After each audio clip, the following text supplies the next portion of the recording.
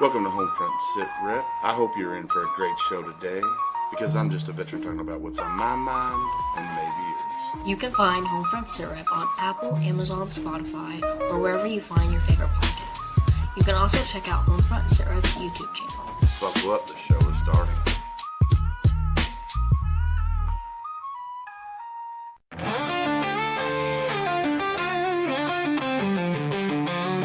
Out on the edge of the battle and back, we've carried the weight and we've walked every track. From desert dust to the fire at home, we've learned how to fight, how to stand alone. But no one tells you what comes after the war, when silence is louder than the guns we bore.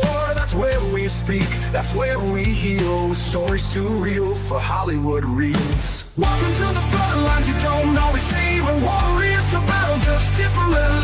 This is our check-in, our voice, our step. This is the HomeFront Sitrep podcast. For the fallen, the fighting, and those who came home. For the brothers and sisters who still feel alone. We're holding the line with truth and respect. This is the HomeFront Sitrep podcast. For the fallen, the fighting, and those who came home. For the brothers and sisters who still feel alone. We're holding the line with truth and respect. This is the HomeFront Sitrep podcast.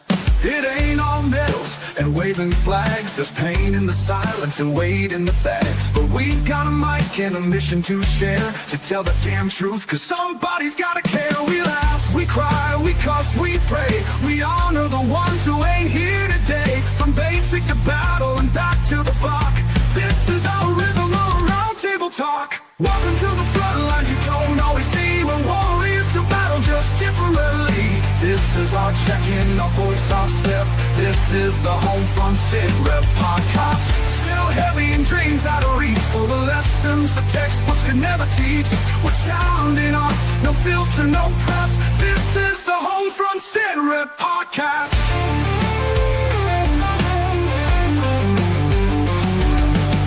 So if you've worn the boots or love someone who did, if you swallowed your hurt and kept it all hid, pull up a chair, you're not alone.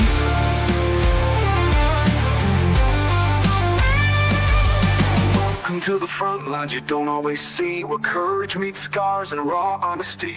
This is our anthem, our truth intercept. This is the HomeFront Sitrep podcast. For the ones still standing and those we've lost yet, for every single story we'll never forget. We speak so others won't forget. This is the HomeFront Sitrep podcast. Real talk, real vets, real life. HomeFront Sitrep podcast, where the mission continues.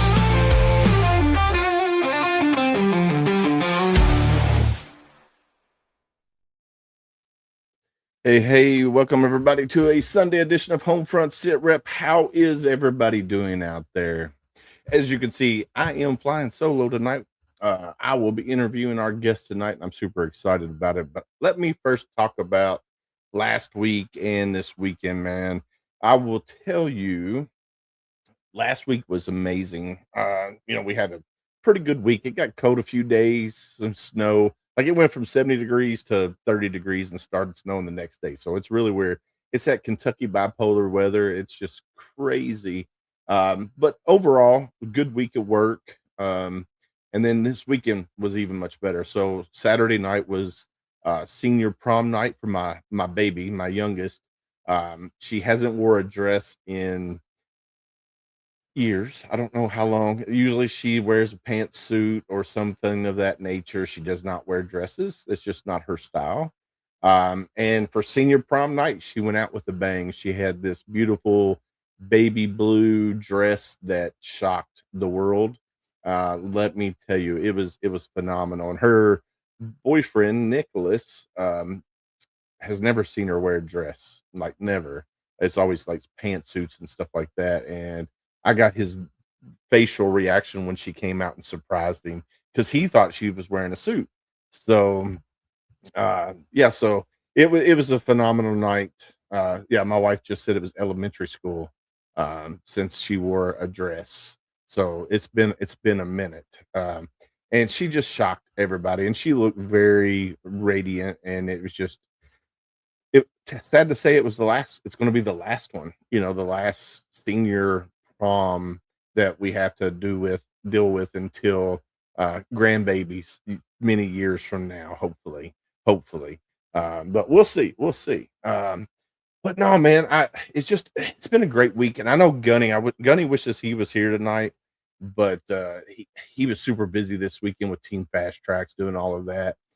Just been ripping and running the whole weekend, so he needed a day to recover. So he's going to take today off and come back tomorrow and join us on tomorrow's episode. But tonight, man, I'm super excited about tonight. We have a spouse of a veteran, and she's a badass. Let me just tell you, she's a badass. If you Google her, let me tell you, she is. You wouldn't want to meet her in a dark alley. Let's put it that way. You wouldn't want to meet her in a dark alley. She is the author of Born to Compete, A Man Without a War. He fought for purpose, not medals. She gave his story its voice. Together, they built a legacy no war could silence. That right there just says it all. I mean, that's powerful right there in itself. About the book, Born to Compete, A Man Without War is a raw, hard-hitting memoir of Danny Zaino, a veteran, martial arts master, and Hollywood fight choreographer who faced his toughest battles far from any battlefield. Told through the voice of his wife, the story cuts through the silence of PTSD, carried by family strength and the unforgiving grit learned under stunt legend Kim. I'm probably going to butcher this name, Kahana Sr. What emerges is a legacy forged in survival, discipline, and unbreakable love.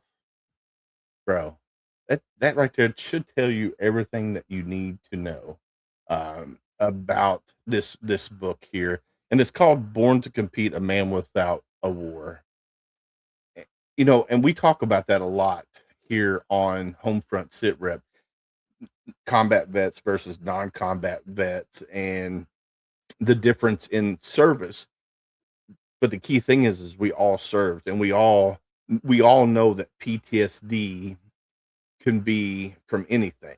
I mean, it could, any tragic thing that happened in your life, you could get PTSD from it. What's going on, Chris? How are you tonight, sir? So, no matter where you're at, whether you were in Haiti, whether you were in Korea, Okinawa, Afghanistan, Iraq, Iran, wherever you served in this beautiful country's armed services, everybody can get PTSD from anything. So that's super cool. And then, life in general. What's up, Steve-O? How are you, sir? Life in general can give you PTSD. Any tragic event could cause PTSD. So I'm super excited about it.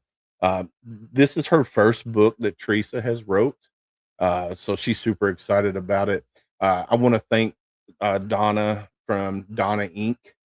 She's the one that reached out to me and said, "Hey, I got a great story, veteran spouse that's got a great story that would be perfect for your show." So I want to give Donna Inc., which I'll throw their link up here on the screen, donnainc.net. So you can go to donnainc.net and you can check out everything that you need to know about the book. So go check it out. But that's enough of me bumping my gums. Let's bring Miss Theresa up to the show. Welcome, Miss Theresa. Hi. How are you? I'm great. Thanks for having me on the show. I really appreciate it. Well, first off, I want to say thank you for taking time out of your busy schedule because I know you're super, super busy. And I want to thank, like I said, I want to thank Donna for connecting us. But do me a favor, introduce yourself to the world of Homefront Sitrep if you don't mind. Okay. Theresa Zaino. This is my first book, Born to Compete, A Man Without a War. But I actually have a military background too as an Air Force brat. So I was born into an Air Force family. My dad was 20 years in the Air Force. He was actually from Blackpool, England, and joined the American Air Force because he met my mom and he wanted to figure out a way how he could keep that relationship going. And he served 20 years. And so I lived over in England twice and upstate New York and New Jersey. And then he retired here in Florida. And I met my husband. I was only 20 years old. He had only been out of the military about a year. And he we've been together like 40 years. He got me into the martial arts. He didn't really talk a whole lot about his military experience, in the first years, but things started coming out in the open as years went by. And yeah, but we had one of the top teams in martial arts. We were sponsored by Pepsi Cola Corporation. We had national team. Pepsi Show Team was our team. And that's how we kind of first got in entertainment, because we put on these really awesome, unique martial arts shows. They were done to music. We had weapons. We had people flipping and jumping all over the place. It wasn't just your average show. And that's how we first started out. And then we got into doing podcasts and interviewing people. We had a TV show that we called Martial Arts Showbiz TV. It was kind of like a family interview-based reality show. Yeah. And then we had a show called The Road to Hollywood. We had podcasts, Danny and Theresa Zaino's Martial Arts Radio Hour, and we had the Action Entertainment Hollywood News. We met a veteran, a Korean War veteran. His name was Kim Kahana Sr., and he really helped my husband out a lot, and he got us into the Hollywood movie industry. My husband became a fight choreographer, and we learned a lot from him. My kids all did stunts with him. We all trained with him. So we kind of took our martial arts into entertainment, so to speak. Cool. And yeah, I also became a talent agent. I have Action Entertainment Talent Agency. And we have our own production company, Living the Dream Productions. We now have a comedy cooking sitcom show called Hardcore Cooking with Danny Zaino. Because you all know that you got to keep the mind busy, especially with PTSD. And This is a great way to do it. We have a lot of fun. It's kind of like a crazy comedy show with cooking in between these comedy segments. And it's really helped a lot. And that's all in the book. But it was a long road, our whole, everything that we went through. It wasn't easy. Yeah, the trials and tribulations. I mean, you when you were talking about when you and him first got together, how he didn't talk about his service. My wife will testify, if she's still in here. We've been together for 23 years, and she didn't start learning things about my military service until probably about 2.5 years ago, when I started opening up more. I mean, she knew I was in the, she knew I was in the Marines. She knew that were places that I have gone and stuff, but she didn't know exactly what I did while I was in. And I was infantry. I was a ground pounder, bullet sponge, however you want to look at it. And my wife and kids, I wanted to protect them from that, because I've seen some stuff an 18-year-old and a 19-year-old had never seen ever. But I have seen that, and I wanted to protect them from that. And for the longest time, I didn't think I had a problem, like with my PTSD, my anxiety, my hypervigilance. I was like, oh, there's nothing wrong with me. I was blaming everybody else. I wasn't blaming myself. I was like, oh, I'm good. There's nothing wrong with me. But yet here I am. I was quick to anger and always, worried about my six, like when I'm going in restaurants and stuff like that. Which is not normal civilian behavior, you know what I'm saying? Because when most civilians walk into a restaurant, they're not scanning the area for threats. They're not looking at all the exits. They're looking to do whatever. When I walk into a restaurant, it's I have to make sure my back is or I'm facing the door, the main door coming in and stuff of that nature. And it's took my wife and kids a while to get used to me doing that. But it's kind of like a normal thing now. But now that I'm going through therapy and working on getting better, it has kind of quelled down a little bit. But still, it's still there. I still worry about it. So I definitely understand, what's going on, Richland, Monica. So I definitely understand, him, not opening up right away and living with PTSD. And this is something that you could probably testify. It's hard. It's hard because you never know. It's kind of like, kind of like being bipolar, I guess, kind of in a sense, because one minute we could be normal and the next minute we're like at 100 degrees higher, temperature wise. It's hard to recognize what the triggers might be. Over Yes. time, you get better at it, but in the Yeah. beginning, you're clueless, and yeah. So here you guys are. You're a family. So it's you and your husband. How many children do you guys have? Three, two boys and a girl. Two boys and girls, and you're all into martial arts. Yes, our whole family does martial arts. We're all black belts. Now that's awesome. So you're an 8th degree, if I remember. I'm actually a 10th now. Oh, you're a 10th now. Okay. Somewhere on the internet said you were an 8th degree. So we need to track them down and beat them up because they got it wrong.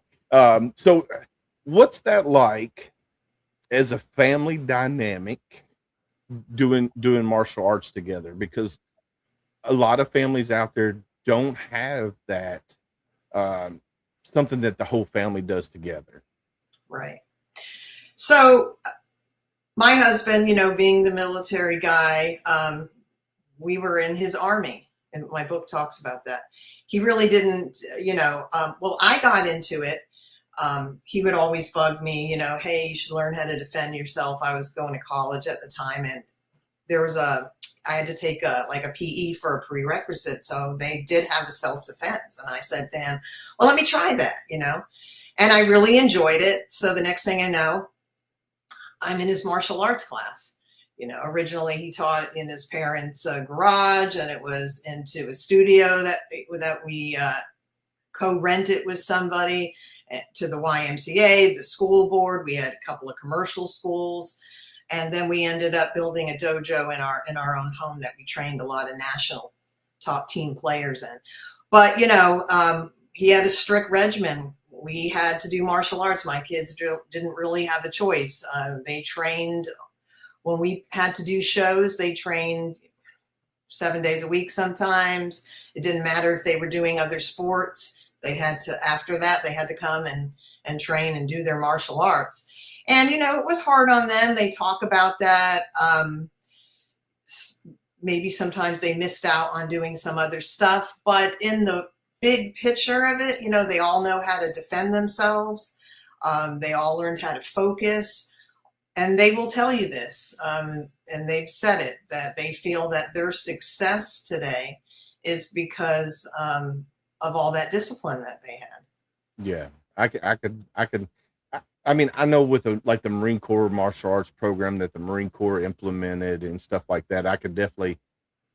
I've always been interested in martial arts.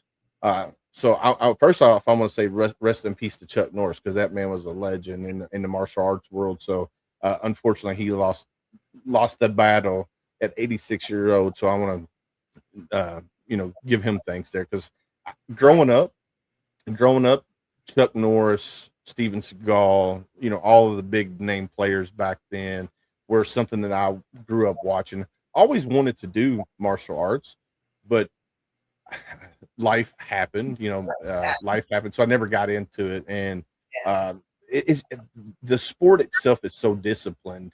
And I can understand where your kids are coming from. Here they are, trying to play sports at school, and plus, doing the martial arts, because martial arts is one of those sports, and a lot of people say, oh, it's not sports. Well, it is a sport, and it's very very much so a sport, where it comes down to strength mentally and physically, and the whole strategy that goes into when you're competing, on how you're going to beat your opponent, because your opponent is just as skilled as you are when it comes to martial arts. And that discipline does carry on throughout the rest of your life.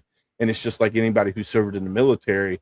Once that discipline's in you, it's in you. You don't lose it. It carries on into everything that you do in life afterwards. Right. Now, some people might get a little lackadaisical with things, but for the most part, you still have that strict discipline routine that you do daily. So, right. Now, do A your lot kids? of my husband's instructors, it used to be back in the day that they all came from military. Most of Mhm. his instructors, that's how it Yeah. was. Now, do your kids still do martial arts? They don't do it like they used to, they've all, they're in their 30s now. My eldest just got engaged. Last but certainly not least, my other two are married. So, they're all starting their families and stuff like that. And I think that's the great thing about martial arts is you may not do it for a while, but you can always come back to it. And if you trained like we trained, you never really forget. It's always in your mind. Right. You're always thinking about, if I walked into that room, it might be an unsafe situation. How am I going to handle it? It's always there going around in your mind. Yeah. So all right, let's move on to the book. Because I know we got to keep it kind of book centered because the book is getting ready to come out. So when is the book release? Well, it's been released. You can Okay. buy it on donnainc.net. It's also on Amazon and on Ingram, and it's going to be on a few other sites coming up too. Now the something I saw said second edition. Is that what's getting ready to be? Yeah, we had a first edition that came out. A lot of times, publicists will suggest to do it. You put it out. You get people to do some reviews on it. Then you have a chance to look through it and see if you want to make any changes, which is what we did. We made some changes, so that's why it's saying it's the second edition. Nice. We kind of tweaked it, so to speak.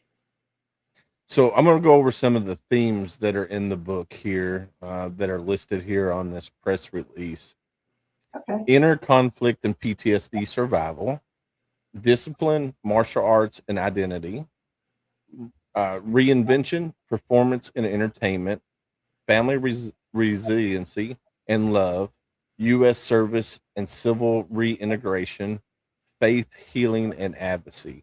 So we kind of already touched on the PTSD part of it because you were a military brat, so you got secondary PTSD from your time growing up with your father, and then when you married into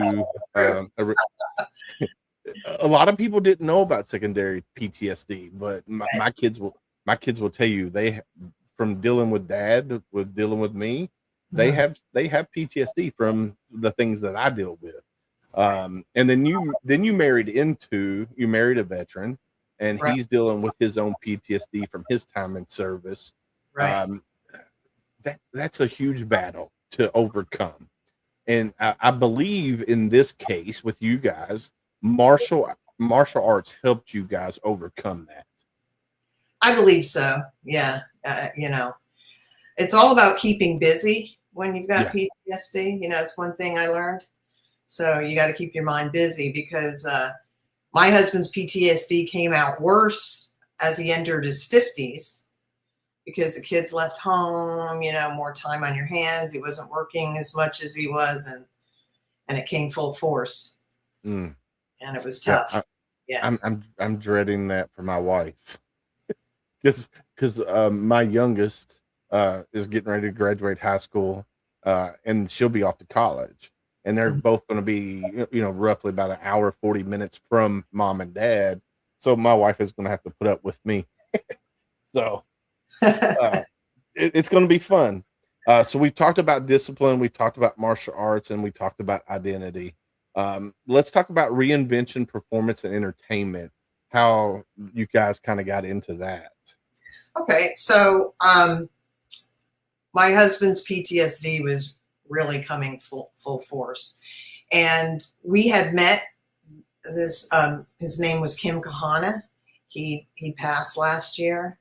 He was 94. He was a Hollywood stunt legend. He was Charles Bronson's stunt double for nice. Yeah. So we were fortunate to meet him, and he kind of took us under his wing, and he came. We had invited him to a Hall of Fame that we were throwing, and where we were awarding people, especially people that had taken their martial arts into film. And he had done that because he worked with Chuck Norris. Speaking of Chuck Norris, and many people, but we did a performance at the event. We gave him an award, and he pulled us aside and said, "Hey, I want to teach you the right way to do film and the right way to perform, because you've been doing it all your life with these live shows. You've been performing. Your husband's been a choreographer. You just never did it in front of the camera. You did like live theater." So he taught us everything about filming and, how to do a proper resume in Hollywood. And he taught us everything. Mm. Yeah.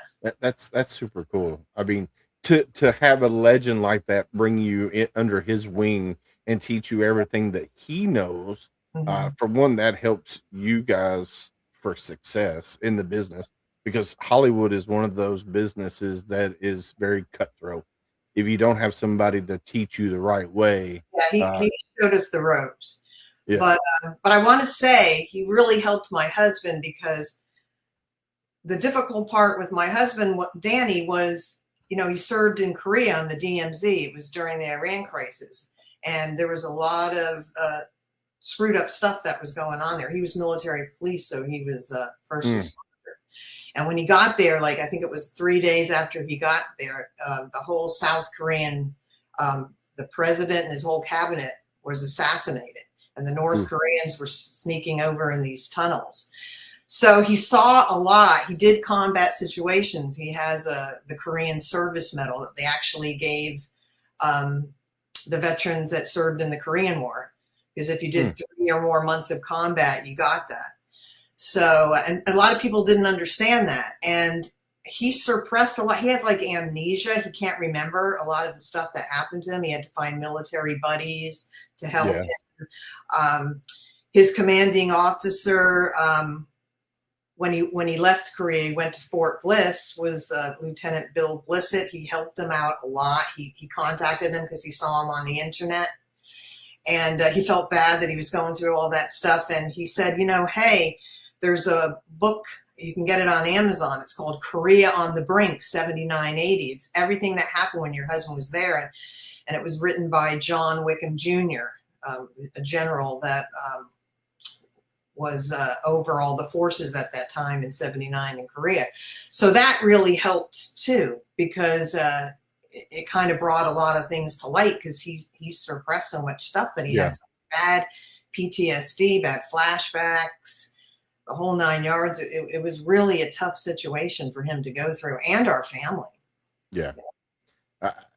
I can tell you right now, there's things that from my military service that I don't remember. Like, and it's what we do in the military is we compartmentalize that, we push it to the back of our brain, and we just forget about it. And there's things that I remember doing, and I remember other people being there. I can see their faces, but I don't remember their names. Right. And it's just like, okay, I know the people, like I can see their face, but I don't remember their names. And there's other situations where I'm like, somebody will tell me, like Gunny, because we were talking about Gunny, my co-host. We served together, and we were in Haiti together in 98, I believe it was 98. And there's things that he remembers that I remember differently. Yeah. Like it's like, okay, well, you remember it this way, but I remember it this way. And he's like, no, it was this way. And so there's things that you just compartmentalize and you push down, and eventually, once you work through your, what are they called? Trauma bonds. I think it's what they're called. Once you work through those, your brain slowly lets that information back out. Once you work through it, and unfortunately, a lot of veterans never work through those trauma bonds, and they take that trauma with them to their grave, unfortunately. And sometimes that is early on in life, and sometimes they, live to be 80 years old and die naturally, but they always deal with that trauma up until they can't deal with it anymore, unfortunately. Right. Yeah. So let's talk about the book, because I know Miss Donna, she's going to want us to talk about the book. Um, uh, so Born to Compete, a man without a war. Does that title mean something? Yes, it does. Do you want to talk about it? Yeah. So Born to Compete is because everything that he's accomplished in his life, you know, he was an athlete from a very young age, excelled in sports, went into the military. I think it was like 3 days after high school, got into the martial arts there in Korea, continued on with it. He was on the Army karate team. And then when he met me and like our whole family situation, everything he's done, he's always just gone for it. You know, people used to always just say, how are you going to do that? And be like, oh, I'll figure it out. You know, I'm going to do this. I'm going to throw national karate tournaments. We threw like 30 of them. I think we can do it better than some people that are doing it out there. I'm going to film. I'm going to have my own podcast. I'm going to have my own TV show. I'm going to have my own martial arts magazine. You know, he was just always a go-getter. He was born to compete. But we decided to have kind of like that second title, A Man Without a War, because with all the hardship that he went through with this PTSD, he felt like that because we would get, I'm sorry to say it, a lot of shit because we weren't in a named war, or he wasn't in a named war, but he did combat. And then he tried to explain it to people and they don't understand. So we kind of felt, you know, lost, like he was in combat, but I'm a man without a war. So we tied it all in. Yeah, I love that kind of goes into that, you know, whole military aspect. And it's like the Vietnam vets, you know, that was considered a conflict. It wasn't considered a war. Same thing with Korea, you know, it was considered a conflict and not a war. And it's just like, come on, man. You know, if somebody that is wanting to kill me is shooting bullets at me, that's a combat situation.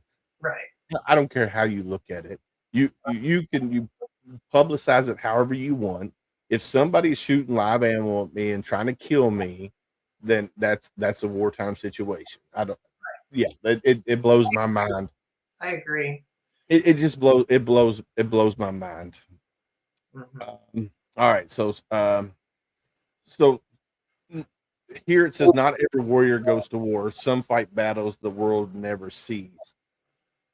That is so powerful. I love that because there's too many veterans out there that are dealing with PTSD. They're dealing with invisible wounds of war that a lot of civilians don't understand. Like I've got some friends that have handicap placards on their vehicles. They pull into a parking spot. As soon as they pull into the parking spot, some Karen comes up. Well, there's nothing wrong with you. You should park back there. Right. That's so powerful that you have that here. Not every warrior goes to war. Some fight battles the world never sees. Do you want to talk about that? Because that's I have a feeling that has a whole lot to do with your life story. Right, because it's hard for the veterans to come forward and get the help that they really need. You know, it's hard. Like you were saying, a lot of them don't, you know. My husband wanted to get help, but it was really hard for him too. That is not, they had a PTSD program at the West Palm Beach VA Medical Center. That's where he went. His dad actually, in 98, brought him to the VA the first time because he was showing signs. And he started counseling there. But unfortunately, they didn't put him in the PTSD program until I think it was like 2012. And that's a hard program to go to and follow, you know. They told me many times at the hospital, many doctors said, there's plenty of veterans walking around this hospital with PTSD, but they're not in this program because they don't want to follow the protocol. And I had to do it. I wanted to do it too. I wanted to find out about it, how to deal with them, because before I went to these women's groups that really helped me a lot, I was triggering him without even realizing I was triggering him, you know? Yeah. And so those programs were terrific. You know, I remember the first time I said, wow, I thought that if I closed my eyes, I'd think that all these women were talking about my husband because all the things were so similar that they went through and the things that they did, you know. When I first met him, there were signs, but I really didn't understand it back then. I was so young, you know. Right. I couldn't disturb him if I walked in on him sleeping, he'd jump up into a fighting stance, you know, the checking the locks every 5 minutes, walking around the house, you know, and you're kind of going, and like you said, little things would trigger you and you get angry. He would always blow it off. Oh, it's my Italian temper, you know. But then as he got older, like I said, and into his 50s, it came full force. Yeah. And so that was so it's, you know, and I'd like to say that unfortunately, the people that you're closest with, your family, are the ones that understand the least. Yeah. No one really understands all that stuff you're going through except other veterans and people that want to help veterans and those programs. And it's hard. I talk about it in the book, you know, your family, they don't want anything to do with you. They think, you know, you're a jerk, you're an asshole, you know, why are you acting that way? And they don't want to understand, and they distance themselves almost like you have some type of a disease they're going to catch. And that's really rough, you know, because he grew up in a tight Italian family. And, you know. Yeah, so time for him. Like I said earlier, my wife and children, they didn't understand a lot of things because I never let them understand what I was going through. And even with like you're talking about a tight-knit family, like I grew up in a very tight-knit family where we would get together, you know, 5 or 6 times a year, and it would be the whole family, and you're talking 100, 200 people getting together for Christmas, Thanksgiving, whatever, Easter, and we would have to rent out like a fairgrounds to host us all. You know, that's how, and that was normal, you know, back in the late, you know, I was born in 78. So the first one I remember going to was in probably late 80s, probably. And we probably had about 400 people there. Wow. Now I will tell you, over time that has dwindled down. We don't, the extended family don't come around as much, but you know, grandma and grandpa, we still, you know, every Christmas, every Thanksgiving, my grandma and grandpa's kids and their kids would come together. Now the great grandkids are coming around, so it's not as big as it used to be, but the whole family dynamic is still there. Right. And for me, I pulled away from them, and it's that isolation, you know, that I did, and that was my choice because I know I'm hard to deal with. My wife will tell you I'm an a-hole.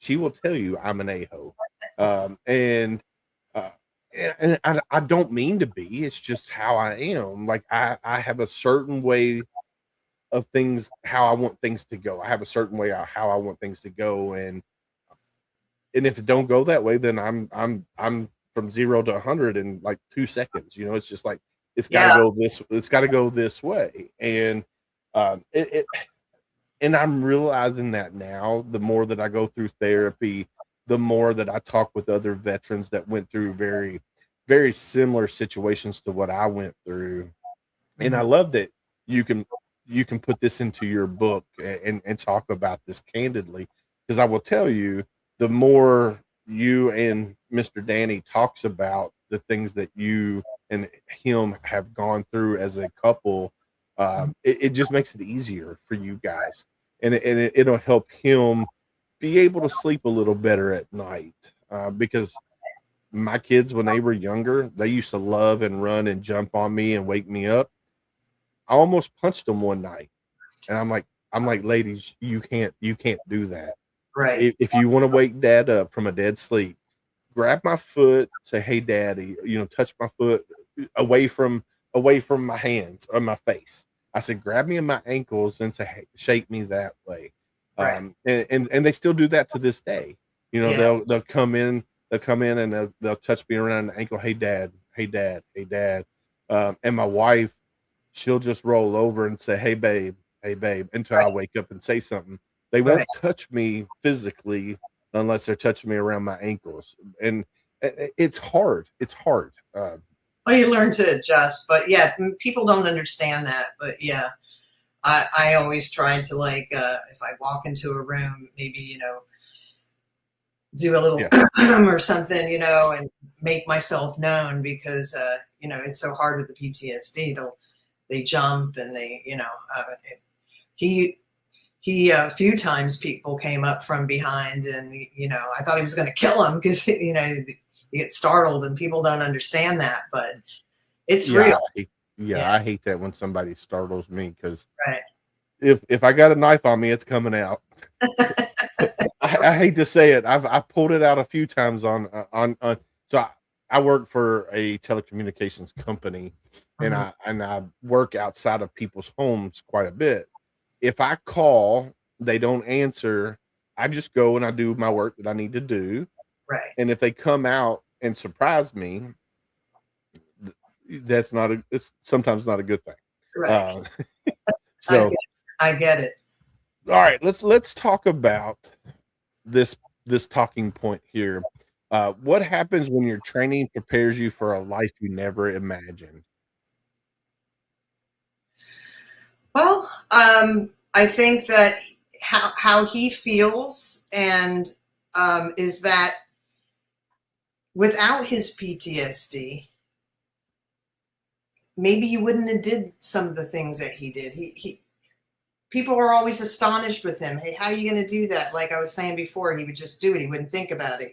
People would be like, what's Danny Zaino going to do next? Especially in the tournament world, they used to talk about that. Mhm. But, and I think that's because in that way, maybe his PTSD helped because he didn't think about maybe what the consequences were or if he could do something or if he couldn't do it. He just went for it. So, and then how he handled certain things that maybe other people wouldn't have handled it that way, but he did because of his PTSD, if that makes any sense. So, Yeah.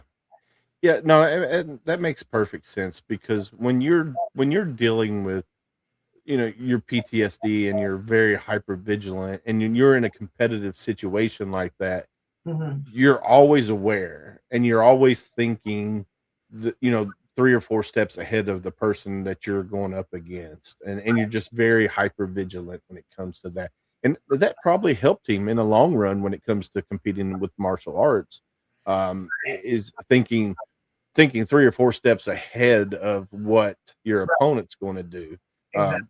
because sometimes controlled chaos is the best chaos, sometimes. Something. So, I could see that. I could definitely see that. Yeah. Alright, so this book is a tribute to quiet strength and the courage to redefine purpose. So, why is it tributed to that? Um, well, I think sometimes you sit back and you wonder what is the purpose of my life? Why am I here? Why why did this happen to me? And you have to bring it all into perspective. But again, you can't do that unless you get help. You know, Mm, um, I truly believe in that. So, heck yeah. Heck yeah. Alright. Let's see what time it is. All right, we got a little bit more time. So is there anything that you want to talk about that we haven't talked about when it comes to the book? well, I think it's a great read for everybody because it has a lot of different topics in it. The main topic is dealing with PTSD, and it's if you've got PTSD like hardcore, it's something you're going to be dealing with your whole life. It doesn't go away, but it's how you deal with it. And like you said before, unfortunately, some vets don't get the help. that they need. But, you know, it always helps to have a partner that helps too. I'm sure your wife, you know, is there for you, and that's been great for you. Some veterans don't even have that. It's really sad. Yeah. But, you know, the book, it covers a lot of different topics. You know, it starts off with his life growing up in an Italian family up north. He had his dad was a Navy veteran. So, you know, it's in the family. He grew up in a really strict upbringing. They moved them down to Florida. He talks about how he hated that because his whole world was up north. He belonged to a gang. You know, it was kind of like a common thing back then up north. And then, you know, he had to restart his whole life here in Florida. He kind of didn't fit in. He wasn't getting along with his dad at the time. They were butting heads a lot. So he joined the military. And boy, were his parents pissed when he joined the military too, because he was 18, because he redid the second grade. So he signed on that dotted line. And then, you know, he talks about how what his dad said is what was going to happen. So when the recruiter came to the house, his dad said, he's going to do this job. And it was military police. Oh man. Yeah. And, you know, his talks about, you know, his time in the military and how he got into the martial arts and everything he went through. And when he got out, you know, how he continued in his martial arts, but he had a love for entertainment because when he was in the martial arts, he was on the Army karate team and they did a lot of performing. They went to a lot of high schools and, you know, as a way as recruiting people. Mm-hmm. So he had that in him. And then, you know, we always performed, you know, we just didn't do martial arts. We would always do those demonstrations when we were sponsored by Pepsi Cola. We did all the Hall of Fames. We traveled so much performing. And then it just, one night we were performing for a whole bunch of Korean masters. There's a famous Korean master called YK Kim. And we did such a fantastic job with the show. We got a standing ovation. They gave us our podcast. That's how we got into, they asked us if we would do a podcast. Well, they asked my husband and he was like, well, if my wife can do it with me. So we started this podcast called Danny and Theresa Zaino's Martial Arts Radio Hour. And then we had a second podcast that we got into, Action Entertainment Hollywood News. I kind of took it off my agency, Action Entertainment Talent Agency, and we started, you know, interviewing a lot of the people in that industry. And like I said, we started our martial arts showbiz TV show. We had The Road to Hollywood. Now we have the Hardcore Cooking Show. So it's like his whole life of how he you know, in the Army, transitioned into the martial arts. The martial arts took it to the next step, because really competitive people always seem to have to get to the next step. Yeah, you know always looking for the next step.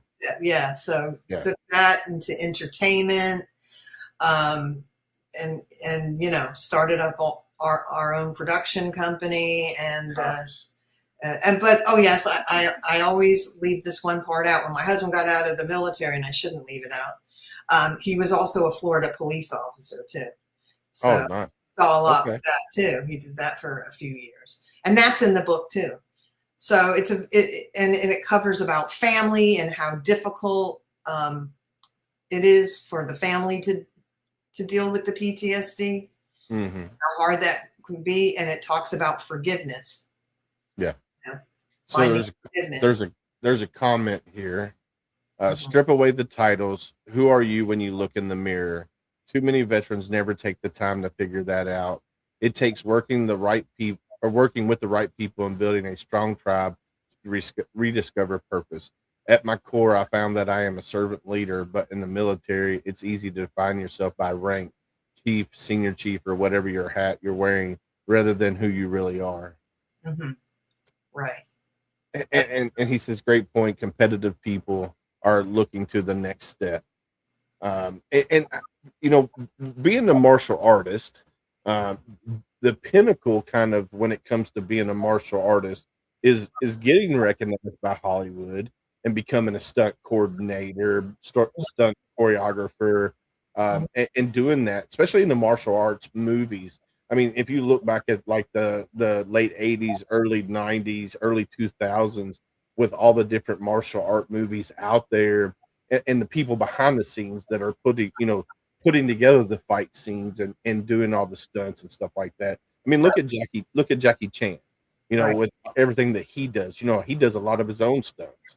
I don't even think he uses stunt doubles, but he helps choreograph it, and then he does the stunts himself. And I think once you're in the martial arts world, you can become a master at whatever martial arts you're studying, and then you know once you get to that point, once you won all the titles that you can win, what's Right. the next step? Well, the next step is getting into the Hollywood scene, Right. or if you're over in Korea or somewhere of that Japan, getting into the movie scenes there and doing martial arts for movies and stuff like that. That's your next step of your legacy. I mean, you have all these belts, all these titles from all these competitions that from however young to now to you get into into the Right. movies. So all of that's there. But Right. what's your next step? What's your next step of your legacy? And that's getting into movies and doing all of that. And then now you got a book out of Danny's story and your family's story. One day we might see it on the big screen and see. I Well, think that would be super cool. it's funny you should say that because we are coming out with the film. We've actually been filming for many years behind the scenes of all the stuff that we've done. So we're coming out with, it's probably going to be about an hour and a half feature, Sure. or maybe 2.5. So is it like a docu-series or Yes, like that. Awesome. Action. Yeah, but with a lot of action in it too. There'll be some See, reenactment scenes and stuff like that. Yeah. that's super cool. I'm already, tell me when and where, because I'm already ready to watch it. So I'm super excited. That's super cool. Yeah. I kind of figured there was something in the works, Mhm. because I think because it's such an inspiring story, Right. and it's just like, man, this should be a movie. I mean, honestly, your family, the Zaino family, Mhm. should it's man, that's super cool. I I'm think super, that anybody that reads this book, there's something that they can relate to. yeah. If not everything. What about VA abuse? Yeah.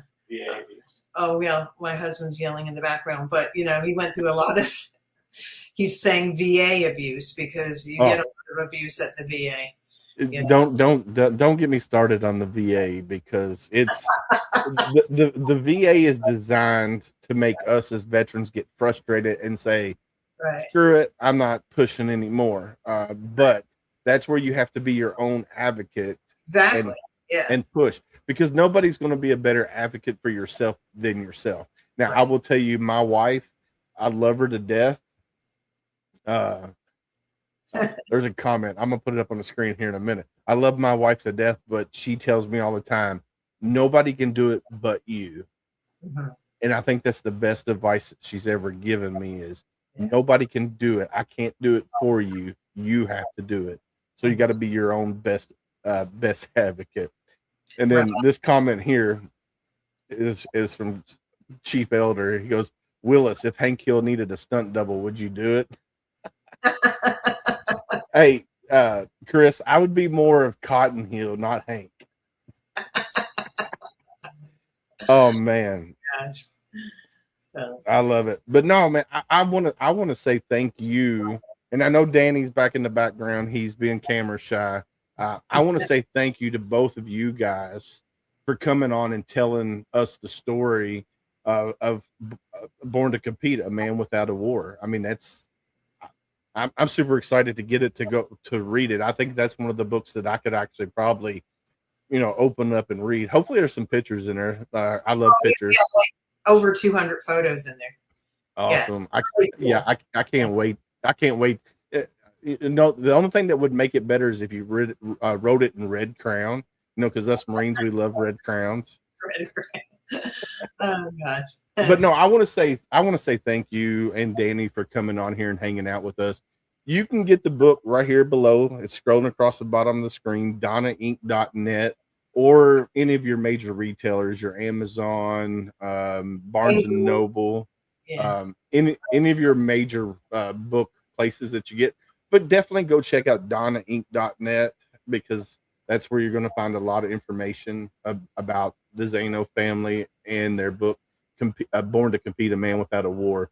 So, Miss Theresa, I want to say thank you again. I'm going to end the show, but I'm going to drop you down in the green room and end the show. You can hang out if you want to, or if you need to go on and do things that you got to do with your busy life there. Well, But I'm excited. Really Hey, appreciate having me on. you're very welcome. Like I said, I'm going to connect you with a few of my veteran podcast buddies. Chris Okay. Elder, that's in the chat right now, with Milda Vet podcast, Misfit Nation, and a few other veteran podcasters. I'm going to link you together with them, and hopefully we can get you on some more shows. Okay, awesome. So, and hopefully Danny will show up on one of their shows. Yeah, okay. He might be camera shy now, but well, thank you again. Thank you. Thank you. Hey, you're very welcome. Ladies and gents, that was super, super cool. Here, look, this right here, Born to Compete, A Man Without a War, by Miss Theresa Zaino, featuring the life of martial arts legend Danny Zaino, a pulse-pounding novel of family fame and fierce determination. From martial arts to dojo to Kahana Sr., fight choreographer to Hollywood, this is the story of a man born to compete. Visit www.donnainc.net. So go check out donnainc.net. But anyway, guys, I want to say, within TikTok and all the other platforms that we're live on, thank you guys for coming and hanging out with us. Every Sunday, Monday that we're on, we have the same people and multiple people coming in and out the whole time. I'm going to change this. There we go. You guys are why we do what we do. Like I say all the time, this is my therapy, right? This helps me with everything that I deal with. Being able to hear other veteran stories and how they've been resilient throughout their life, and that just helps me, keeps me going forward. So I'm going to start it off by talking about some of our sponsors real quick, and then I'll go into the other stuff. Not sponsors, but partners. First, I'm going to talk about SOF Missions, man. SOF Missions down in Tampa. Amazing organization, man. We went down there for the 5-day clinic, me and Gunny. From minute one, once we pulled in the property and we started meeting the people that were running the organization there on site, we felt like we belonged there. Like, they made sure that we felt like we belonged there. And then the courses, the classes and stuff that we had for the first for the whole time we were there, and then the individual stuff that they did, the massage therapy, the chiropractor, the mental health therapist, everything that we did while we were there. And then when we left, they take care of you for 365 days. 365 days they take care of you.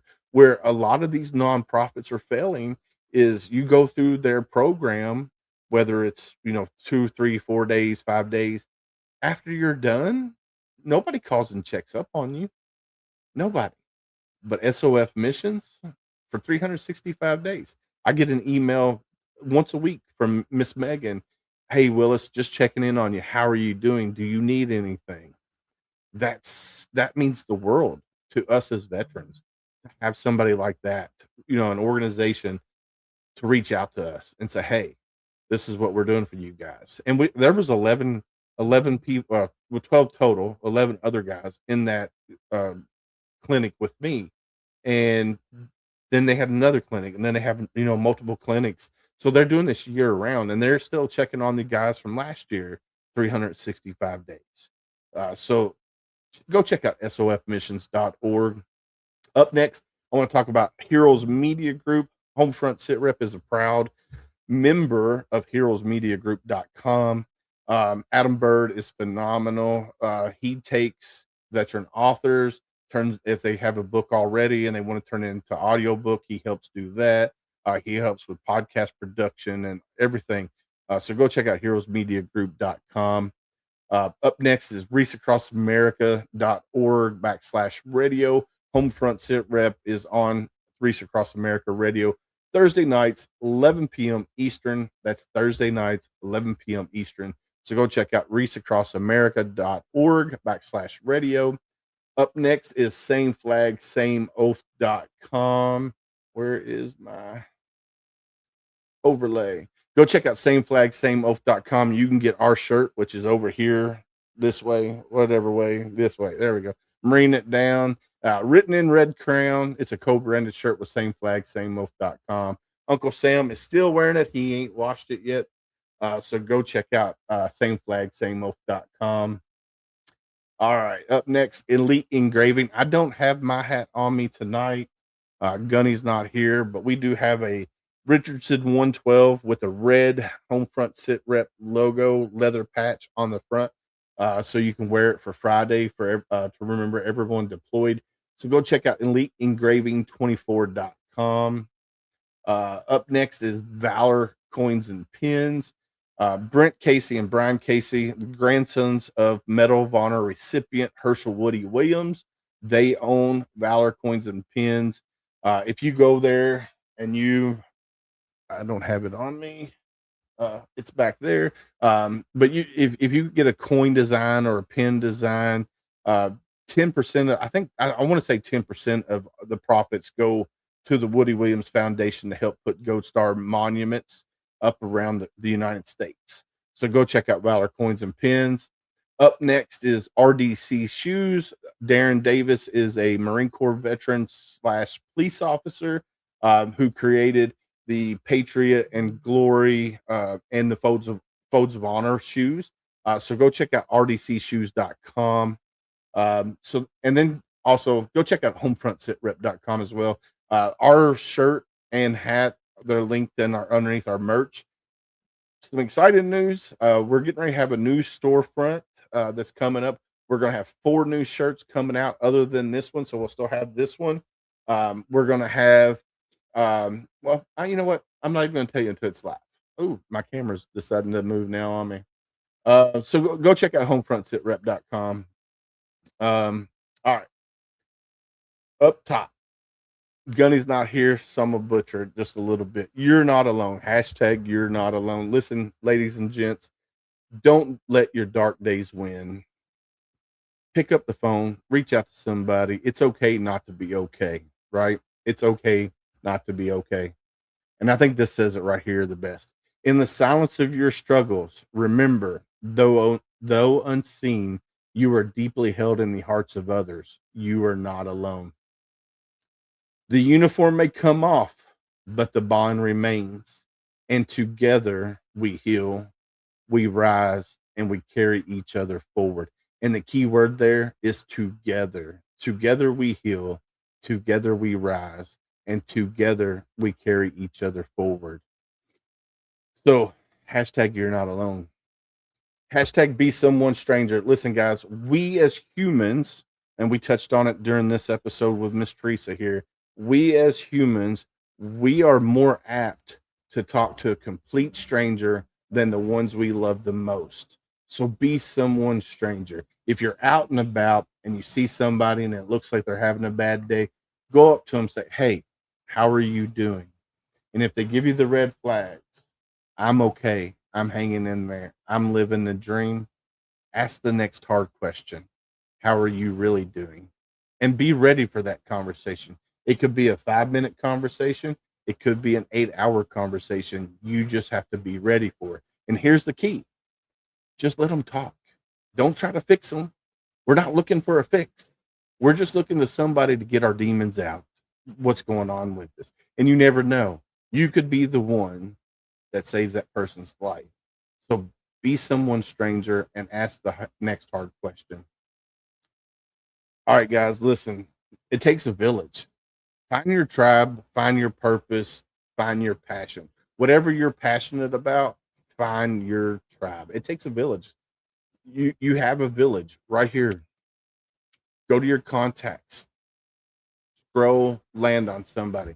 Give them a call. It might be somebody you ain't talked to in 10 years. Still hit that button and call. If you get a voicemail, leave a message. Say, hey, man, it's Willis. just calling and check in on you, man. I haven't heard from you. I'm hoping you're doing okay. Hang up, do it again until you get somebody on the other line. You never know. You might save that person's life on the other end. You never know. What's up, Michael? Echo 3 Whiskey. What's up, buddy? Fix TikTok here. All right, TikTok was about to shut off. So, yeah, it takes a village, ladies and gents. It does. It does. And I think that's everybody tonight. All right. All right, guys. Like we always say on HomeFront Sitrep, stay safe out there. We got your six.